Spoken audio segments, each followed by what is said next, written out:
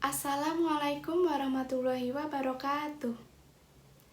Perkenalkan, nama Ibu Reva Safriliwasti, dapat dipanggil Ibu Reva. Ibu mahasiswa PPL dari Universitas PGRI Yogyakarta yang akan menemani kalian pada pembelajaran hari ini. Sebelumnya, Ibu ingin tahu bagaimana kabar kalian pada hari ini? Semoga kalian selalu diberi kesehatan sehingga dapat mengikuti pembelajaran pada hari ini. Karena kita sekarang masih dalam keadaan pandemi, Ibu harap kalian selalu mematuhi protokol kesehatan, seperti menghindari kerumunan, selalu menggunakan masker, dan budayakan cuci tangan. Pada pertemuan sebelumnya, ada yang masih ingat kita belajar mengenai apa? Iya, benar sekali. Jadi, pada pembelajaran sebelumnya, kita telah belajar mengenai berbagai macam benda-benda yang terbuat dari kertas, mulai dari tisu, kardus, koran, dan masih banyak lagi. Nah, pada pembelajaran hari ini, kita akan melanjutkan mengenai sampah plastik dan benda-benda yang terbuat dari plastik. Tujuan dari pembelajaran pada hari ini diharapkan kalian dapat mengetahui mengenai apa itu sampah plastik, jenis-jenisnya, dan cara mengurangi penggunaan dari plastik. Selain itu, diharapkan kalian juga mengetahui mengenai apa itu musyawarah, serta arti penting dari musyawarah. Sebelumnya, Ibu ingin tanya, adakah dari kalian yang sudah mengetahui mengenai apa itu sampah? Jadi, sampah adalah material-material sisa dari suatu proses, atau dapat juga disebut dengan benda-benda yang sudah tidak terpakai. Sampah sendiri berdasarkan dari sumbernya dibedakan menjadi 6 macam. Yang pertama, yaitu sampah manusia. Yang kedua, sampah alam.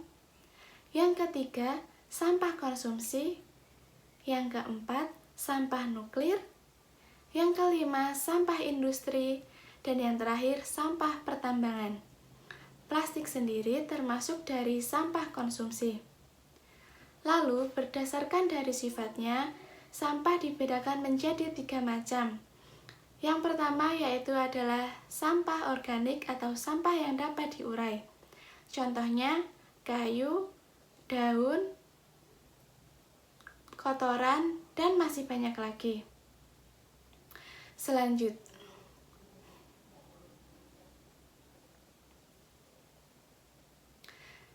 itu, berdasarkan dari sifatnya, sampah dapat dibedakan menjadi 3 macam. Yang pertama yaitu adalah sampah organik. Sampah organik adalah sampah yang dapat diurai. Contohnya, daun, kayu, kotoran, bangkai, dan masih banyak lagi. Lalu yang kedua adalah sampah anorganik. Sampah anorganik adalah sampah yang tidak dapat diurai. Contohnya, kaca, kaleng, dan masih banyak lagi. Dan yang terakhir adalah sampah residu atau B3, bahan berbahaya dan beracun. Biasanya sampah ini mengandung zat-zat yang berbahaya dan mudah terbakar. Contohnya, kaleng aerosol, baterai bekas, dan masih banyak lagi. Untuk mempelajari lebih lanjut mengenai sampah plastik, mari kita simak materi berikut ya anak-anak. Halo anak-anak, pada hari ini kita akan belajar pada tema 3, benda di sekitarku, subtema 1, aneka benda di sekitarku, dan pembelajaran keempat, pada muatan bahasa Indonesia dan PPKN. Mari kita baca sama-sama teks berikut yang berjudul Plastik, Solusi, dan Masalah. Perhatikan benda-benda yang ada di rumahmu. Sebutkan benda-benda yang terbuat dari plastik. Ternyata, sangat banyak alat rumah tangga yang terbuat dari plastik. Mulai dari ember, gayung, sampai sendok sayur. Kantong kemasan dan botol air minum juga terbuat dari plastik. Sekarang ini, banyak sekali benda berbahan dasar plastik. Mengapa? Karena plastik murah dan tahan lama. Bahan dari plastik tidak dapat menyerap air atau tidak tembus air. Plastik pun mudah dibentuk dan ringan. Oleh karena itu, plastik dapat dibuat menjadi berbagai benda. Plastik memberikan banyak manfaat. Akan tetapi, plastik juga dapat menimbulkan masalah.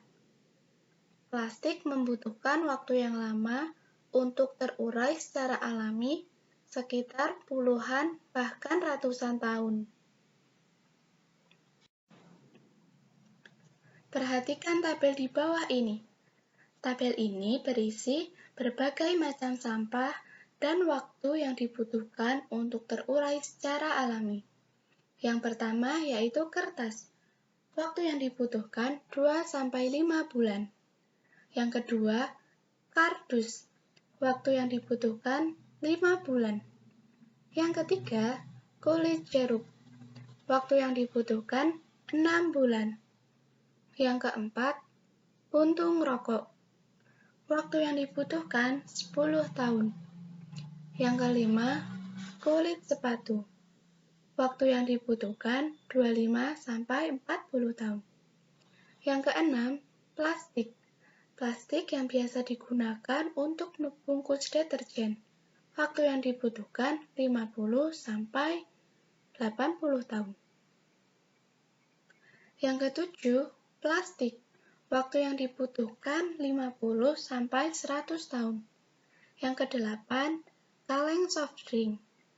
Waktu yang dibutuhkan 80-100 tahun.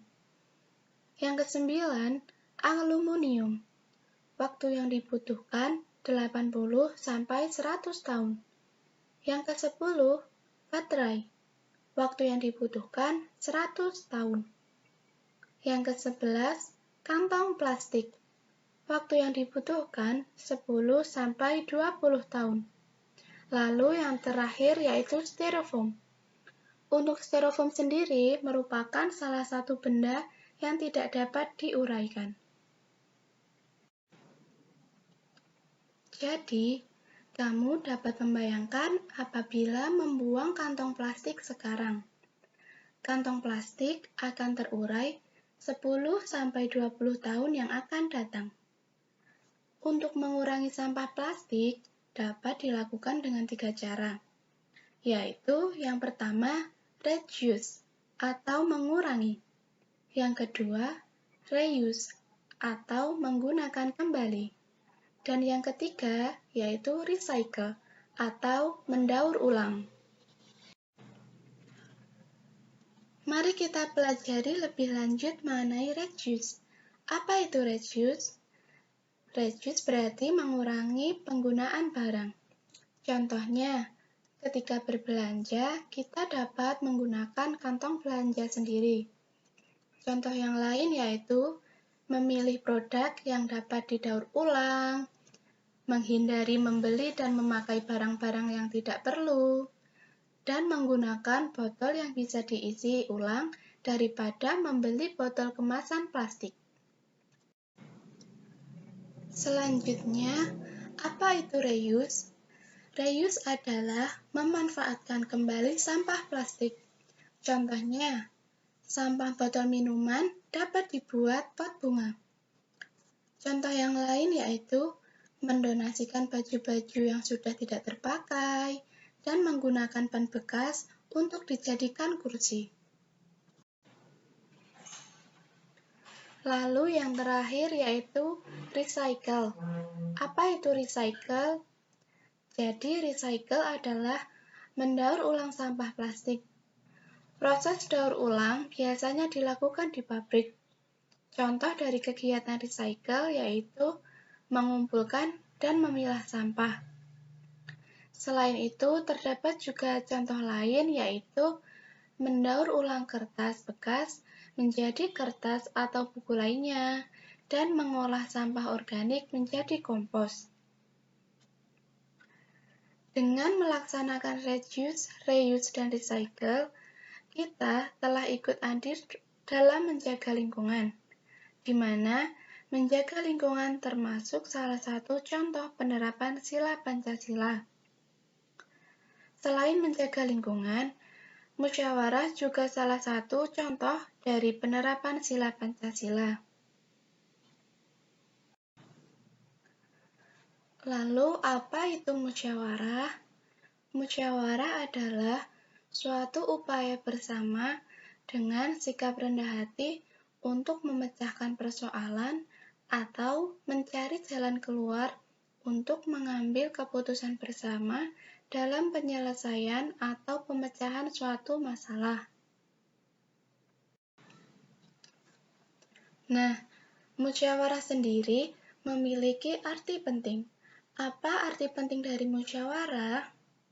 Arti penting dari musyawarah yang pertama yaitu musyawarah dapat dijadikan sebagai alat untuk mempertemukan pendapat yang berbeda sehingga dapat diperoleh pendapat yang terbaik. Yang kedua, dengan musyawarah dalam pemecahan masalah menjadi ringan karena melibatkan pendapat-pendapat dari banyak orang untuk mencari solusi dari masalah tersebut.